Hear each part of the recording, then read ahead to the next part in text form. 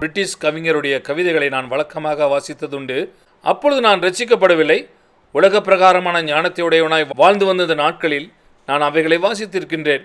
இப்பொழுது நான் எந்த அளவிற்கு ஆவிக்குரியவனாய் வாழ்ந்திருக்கிறேன் என்பதற்கு எனக்கு தெரியாது.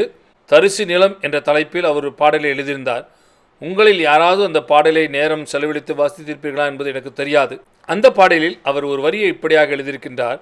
வயதான பெண்கள் வெற்று தரிசு நிலத்தில் தங்களுக்கு தேவையான விறகுகளை சேகரிப்பது போல இந்த உலகம் தன் முடிவை நோக்கி செல்கிறது. அதாவது இந்த உலகம் ஒரு வெறுமையை நோக்கி செல்கிறது என்ற அர்த்தத்தில் அவர் இதை எழுதியிருக்கின்றார். அவர் இதை தவறாக எழுதியிருக்கிறார் என்று தான் நான் சொல்வேன். இந்த உலகம் சோகமான ஒரு கிளைமேக்ஸில் முடியப் போவதில்லை. இது ஒரு உச்சக்கட்ட காட்சியை வந்தடைய போகின்றது.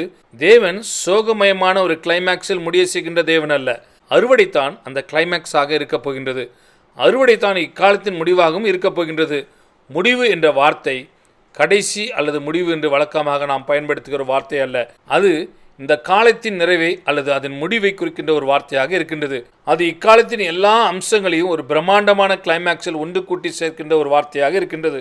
இதோடு ஒத்து இசைந்து பேசுகின்ற ஒரு புதிய ஏற்பாட்டின் இன்னொரு வார்த்தையை நாம் பார்க்கலாம். யாக்கோபு 5ஆம் அதிகாரம் 7ஆம் 8ஆம் வசனங்களை நான் வாசிக்கின்றேன். இப்படி இருக்க சகோதரரே, கர்த்தர் வருமளவும் நீடிய பொறுமையாயிருங்கள். எதுவரை? கர்த்தர் வரும் வரை. சரியான பதில் நீங்கள் சொன்னீர்கள். இங்கு எது இலக்காக இருக்கின்றது? நாம் எதை நோக்கி காத்திருக்கின்றோம்? கர்த்தரின் வருகையை, அதாவது கர்த்தர் திரும்பி வரும் வரை நாம் பொறுமையாக காத்திருக்க வேண்டும். இதோ பயிரிடுகிறவன் பூமியின் நற்பலனை அடைய வேண்டும் என்று முன்மாறியும் பின்மாறியும் வருமளவும் நீடிய பொறுமையோடே காத்திருக்கின்றான். அறுவடையை அப்படியே நினைத்த நேரத்தில் விரும்பினபடி அறுத்து சேர்த்து விட முடியாது என்பதை நாம் இங்கு கவனிக்க வேண்டும். ஒரு விவசாயி அறுவடைக்காக வாஞ்சியோடு நிறைய நாட்கள் காத்திருக்கலாம். அது ஒரு பொருட்டல்ல. முன்மாறியும் பின்மாறியும் பெய்யாமல் அங்கு அறுவடை வரப்போவதில்லை என்பதை நாம் புரிந்து கொள்ள வேண்டும். இயற்கையாய் நடக்கும் விவசாயத்தில் இது உண்மையாக இருக்கின்றது. ஆவிக்குரிய விஷயத்திலும் இது உண்மையாக இருக்கின்றது. யாக்கோபு தொடர்ந்து அதை இங்கே பொருத்தி பார்க்கின்றார். நாம் அதை வாசிக்கலாம். நீங்களும் நீடிய பொறுமையோடு கூட இருந்து உங்கள் இருதயங்களை ஸ்திரப்படுத்துங்கள். கர்த்தரின் வருகை சமீபமாக இருக்கின்றதே. எது இங்கு கிளைமேக்ஸ்? கர்த்தரின் வருகை தான் இங்கு கிளைமேக்ஸாக இருக்கின்றது. ஆனால் அது எப்பொழுது நடக்கும்? அறுவடை சேர்க்கப்பட்ட பிறகுதான் அது நடக்கும். பின்மாறி பெய்யாமல் அறுவடை அறுக்கப்பட்டு சேர்க்கப்பட முடியாது. பிரியமானவர்களே, இங்கு 3 சம்பவங்கள் அடுத்தடுத்து நடக்கப் போகின்றன. எப்பொழுது அவ்வாறு நடக்கும் என்ற அந்த நேரத்தை துல்லியமாக வேதாகமம் குறிப்பிடவில்லை என்று தான் நான் நினைக்கின்றேன். முதலில் பின்மாறி பெய்யும், இரண்டாவதாக அறுவடை அறுக்கப்பட்டு சேர்க்கப்படும், மூன்றாவதாக கர்த்தரின் வருகை நிகழும். இப்பொழுது நம்மில் ஒருவரும் கர்த்தருடைய அந்த நாளையோ அல்லது அந்த மணி நேரத்தையோ அறிந்திருக்கவில்லை. எனக்கும் அது தெரியாது என்பதை நான் இங்கு சொல்லிக்கொள்ள விரும்புகின்றேன்.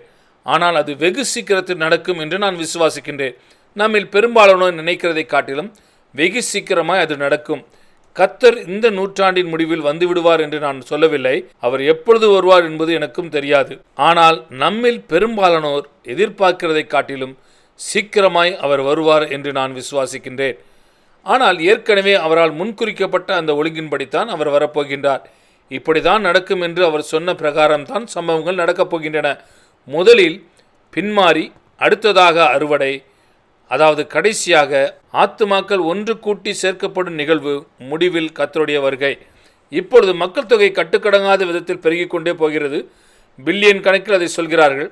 அதை நம்மை திகைக்க செய்யக்கூடிய ஒரு எண்ணிக்கையாக இருக்கின்றது. அவ்வளவு பில்லியன் மக்கள் தொகை என்பது எப்படி இருக்கும் என்பதை நம்மால் மெய்யாகவே புரிந்து கொள்ள முடியாது. பரிசுத்த ஆவியானவரின் அருள்மலை அவருடைய சர்வ ஆளுகையின் கீழ் அவர் விரும்புகிற பிரகாரம் சபையின் மீதும் கிறிஸ்தவ மார்க்கம் என்றால் என்ன என்பது கூட தெரியாத ஜனங்கள் மீதும் ஊற்றப்படுகிறது என்றால், அந்த நேரத்தில் சபையும் அந்த அருள்மலையின் நோக்கத்தை புரிந்து கொண்டு தன்னை தயார் செய்து கொண்டு கர்த்தருக்கு கீழ்ப்படிந்து ஆவியானவரின் இயற்கைக்கு அப்பாற்பட்ட வரங்களால் தன்னை ஆயத்தப்படுத்தி கொண்டு ஆவியானவரின் வல்லமையில் வெளியே சென்று செயல்பட்டதென்றால், சபையின் முந்திய வரலாற்றில் ரட்சிக்கப்பட்ட ஆத்துமாக்களின் எண்ணிக்கையை காட்டிலும் மிக மிக அதிகமான எண்ணிக்கையில் ஆத்துமாக்களை ரட்சிப்புக்குள் ஒரு 10 வருட காலகட்டத்திற்குள்ளேயே நடத்திவிட முடியும். இது அப்படியே நடப்பதற்கு சாத்தியமாக இருக்கின்றது. இது கூட குறைவான மதிப்பீடு என்று தான் நான் தனிப்பட்ட விதத்தில் நினைத்திருக்கின்றேன். தேவனுடைய ராஜ்யத்திற்குள் மிக பெருமளவிலான எண்ணிக்கையில் ஆத்துமாக்கள் சேர்க்கப்பட போகின்றன என்று நான் நினைக்கின்றேன். இது வெகு சீக்கிரத்தில் நடக்கப் போகின்றது என்று நான் நினைக்கின்றேன். இப்பொழுது நான் தரிசனத்தை குறித்து பேச விரும்புகின்றேன்.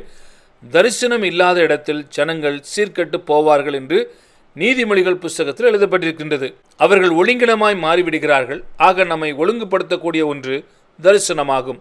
நீங்கள் இதை புரிந்து கொண்டு வைத்திருக்கிறீர்களா இல்லையா என்பது எனக்கு தெரியாது. ஒரு எடுத்துக்காட்டிற்கு, ஒலிம்பிக்ஸில் ஓட்டப்பந்தயத்தில் கலந்து கொள்ளும் ஒரு விளையாட்டு வீரரை எடுத்துக்கொள்ளுங்கள்.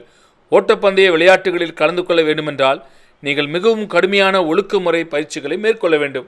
உங்களுடைய முழு வாழ்க்கையும் நீங்கள் கட்டுப்பாட்டிற்குள் வைத்திருக்க வேண்டும். நீங்கள் என்ன சாப்பிட வேண்டும், எப்படிப்பட்ட உடற்பயிற்சிகளை நீங்கள் செய்ய வேண்டும், எப்படிப்பட்ட புத்தகங்களை நீங்கள் வாசிக்க வேண்டும், உங்களுடைய மனம் எப்படிப்பட்ட ஆயத்தத்தில் இருக்க வேண்டும், எவ்வளவு மணி நேரங்கள் நீங்கள் தூங்க வேண்டும், நீங்கள் என்ன பயிற்சி எடுத்துக்கொள்ள வேண்டும் என உங்களுடைய வாழ்க்கையின் இந்த எல்லா விஷயங்களிலும் நீங்கள் ஒரு ஒழுங்கை பின்பற்ற வேண்டும்.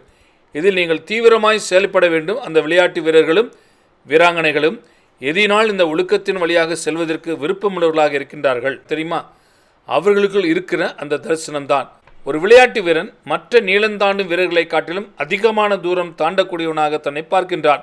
ஒரு விளையாட்டு வீராங்கனை மற்ற ஓட்டப்பந்தய வீரனை காட்டிலும் வேகமாக ஓடக்கூடியவராகவும் மற்ற வீராங்கனைகளை காட்டிலும் அதிக தூரம் ஈட்டி எறியக்கூடியவராகவும் தன்னை பார்க்கின்றார்.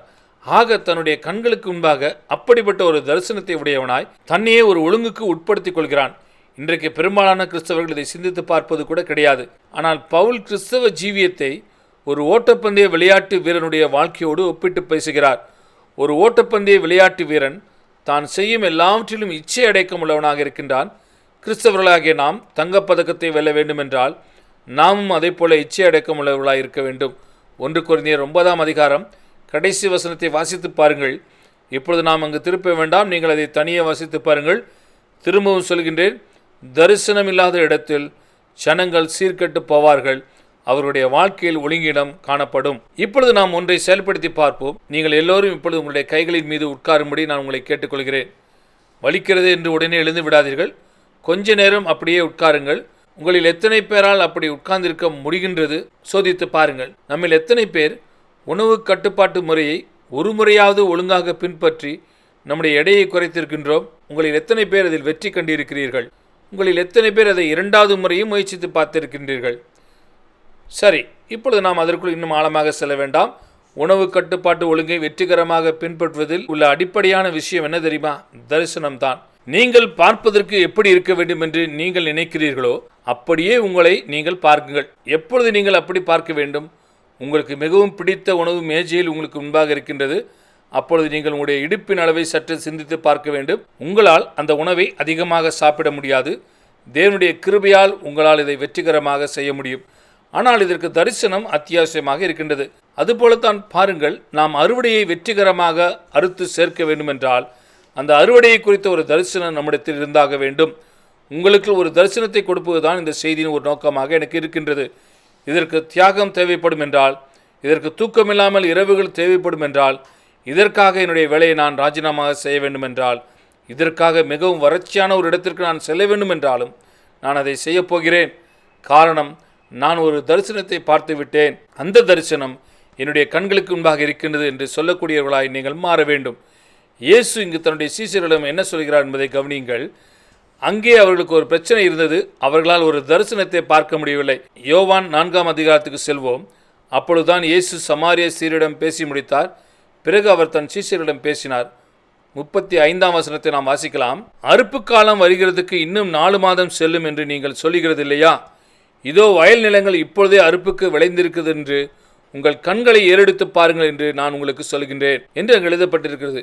இயேசுவுக்குள் இருந்த தரிசனத்திற்கும் அவருடைய சீஷர்களுக்குள் இருந்த தரிசனத்துக்கும் இடையே உள்ள வித்தியாசத்தை உங்களால் பார்க்க முடிகிறதா?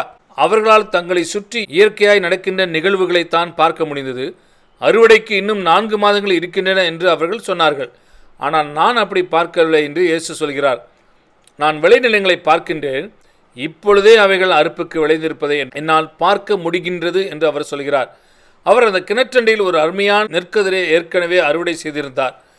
அங்கே 12 வேதாகம பள்ளி மாணவர்கள், அதாவது அவருடைய சீஷர்களும் இருந்தனர். அவர்கள் அங்கிருந்து ஒரு கிராமத்திற்கு சென்றனர். உணவை வாங்கி கொண்டு திரும்பி வந்துவிட்டனர். அந்த கிராமத்தில் இருந்த ஒரு ஆத்துமாவை கூட அவர்கள் தொடவில்லை. ஆனால் இயேசு இங்கே அந்த சமாரிய ஸ்திரீயிடம் தான் யார் என்பதை வெளிப்படுத்தினார். அவள் தன் குடத்தை அங்கேயே வைத்துவிட்டு தன் கிராமத்துக்கு ஓடினாள். நடந்த எல்லாவற்றையும் கிராமத்தில் இருந்த எல்லாரிடமும் சொன்னால் அந்த கிராமத்தார் எல்லோரும் வந்து இயேசுவை சந்தித்தார்கள். அந்த ஒரு பெண்ணுக்கும் மற்ற 12 வேதாகம பள்ளி மாணவர்களாகிய இயேசுவினுடைய சீஷர்களுக்கும் இடையே இருந்த வித்தியாசத்தை பாருங்கள். ஏன் அந்த வித்தியாசம்? அவரிடத்தில் ஒரு தரிசனம் இருந்தது. இது தரிசனத்தை குறித்த ஒரு விஷயமாக இருக்கின்றது. இப்பொழுது நாம் மத்தேயு